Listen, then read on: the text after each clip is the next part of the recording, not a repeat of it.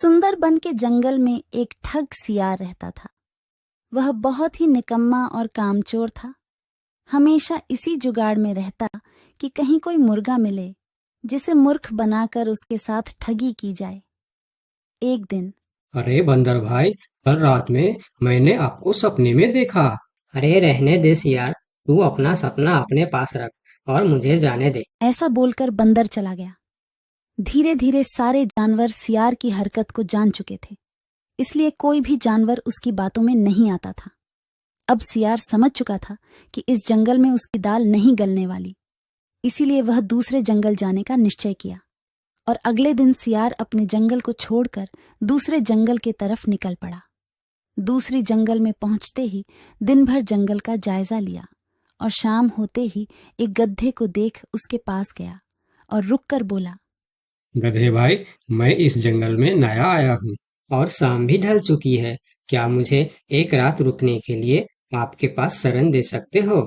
हाँ हाँ, क्यों नहीं। अभी तो तुम इस जंगल में नए हो और हमारे लिए मेहमान हो, और मेहमान तो भगवान के समान होते हैं। ऐसे कहते हुए गधे ने सियार को अपने पास रोक लिया और उसे सम्मान के साथ भोजन कराया। भोजन करने के बाद दोनों आपस में बातें करने लगे। सियार ने गधे से बोला, अरे गधा भाई, इस जंगल में पीपल के पेड़ के पास एक तालाब है, जानते हो उसके बारे में? हाँ हाँ, पीपल के पास एक तालाब है। वह तालाब कीचड़ से भरा पड़ा हुआ है। उसका पानी भी बहुत गंदा हो चुका है। यहाँ का कोई भी जानवर उसका पानी नहीं पीता है। सियार ने अपनी आवाज को धीमा करते हुए बोला, क्या तुम जानते हो, वह सोने चांदी का तालाब है। उसके अंदर ढेर सारा सोना और चांदी छुपा है और उस तालाब का मालिक मैं ही हूँ। सियार का बात सुन गधे ने चौंक के बोला, ये तुम क्या बोल रहे हो सियार भाई? तालाब भी कहीं सोने और चांदी का होता है? मैं भी ऐसे ही सोच रहा था। मुझे भी इस तालाब के बारे में कोई जानकारी नहीं था, लेकिन कुछ ही दिन पहले मेरे पिताजी मरने से पहले सारे संपत्ति मेरे नाम की।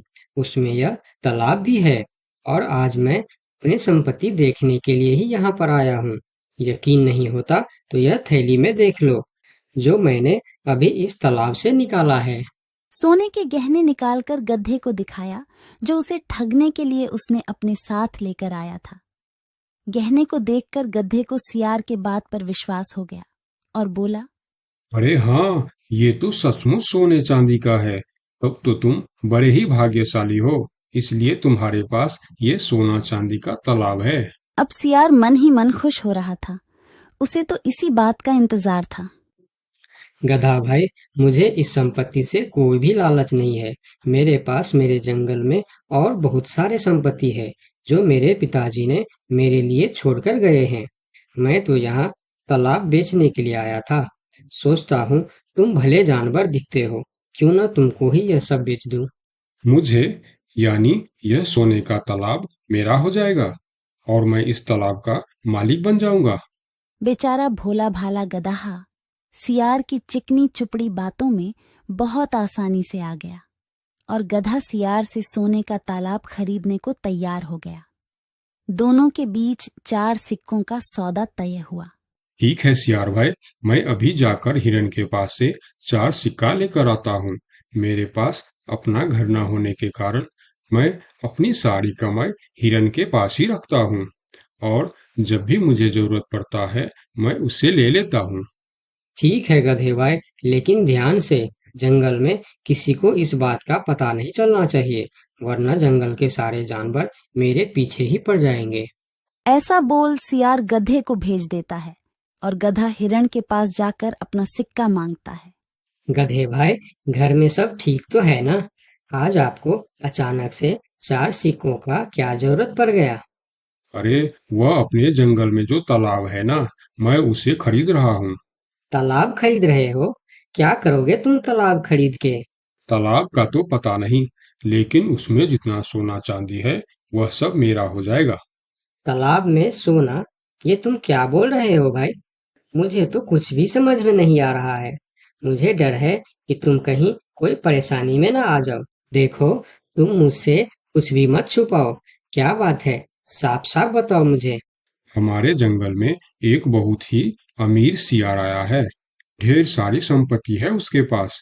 और तो और हमारे जंगल में जो तालाब है ना, जिसे हम लोग गंदा नाली समझकर उसका पानी भी नहीं पीते हैं, उस तालाब में ढेर सारा सोना और चांदी है। उसने तो मुझे उस तालाब से सोने का गहना भी निकाल कर दिखाया है। उसी तालाब को मैं खरीद रहा हूँ। हम दोनों के बीच 4 सिक्कों का सौदा हुआ है। मुझे तो वह सियार मूर्ख ही मालूम पड़ता है, जो इतने सस्ते में सोने का तालाब बेच रहा है। मूर्ख वो नहीं, मूर्ख तुम हो। भला तालाब भी कोई सोने चांदी का होता है? अरे गधा भाई, तालाब से पानी निकलता है, सोना नहीं। मैं भी ऐसे ही सोच रहा था, परंतु उसने मुझे सोने निकाल कर भी दिखाया। गधे भाई, मुझे वह कोई ठग मालूम पड़ रहा है, जो तुम्हारे आंखों में धूल झोंक कर तुम्हें झांसा दे रहा है। मैं एक तरकीब बताता हूँ, जिसे दूध का दूध और पानी का पानी हो जाएगा। कौन सा तरकीब हिरन भाई? तुम ऐसा करो, उस सियार से बोलो कि मेरा हिरन भाई ने कहा है कि लिखा पढ़ी होगा तभी मैं उसे 4 सिक्का दूंगा, और अगर बिना लिखा पढ़ी से ही काम हो जाता है तो मैं सिर्फ एक ही सिक्का दूंगा। अगर वह तालाब सच में सोने की है तो वह लिखा पढ़ी जरूर करेगा, नहीं तो वह एक सिक्के में ही मान जाएगा। हिरण की बात सुनकर गधा हाँ में सिर हिलाया और सिक्का लेकर सियार के पास पहुंचता। सियार भी गधे के आने के इंतजार में उतावला हो रहा था। गधा पहुंचते ही सियार से बोला, सियार भाई, मेरा हिरन भाई ने कहा है, यदि आप लिखा पढ़ी के लिए तैयार हो तो मैं आपको 4 सिक्का दूंगा, वरना बिना लिखा पढ़ी के आप एक सिक्का ले लो और मुझे यह तालाब दे दो। सियार ठग किसी तरह से जल्दी करके सिक्का लेकर वहां से जाना चाहता था। वह बोला, अरे गधे भाई, तुम बड़े अच्छे और भले मालूम पड़ रहे हो, तुमसे क्या लिखा पढ़ी कराना। चलो, तुम एक ही सिक्का दे दो। अब गधे को समझने को कुछ बचा ही नहीं था। गधे को समझ में आ गया कि सियार उसको ठगना चाहता है। ठीक है सियार भाई, कोई भी शुभ कार्य करने से पहले मुंह मीठा करना जरूरी होता है। मैं अभी लड्डू लेकर आता हूँ, आप यहीं रुको। गधा जंगल से 2-3 जानवरों को बुला लाया और सियार की जमकर धुनाई कर दी।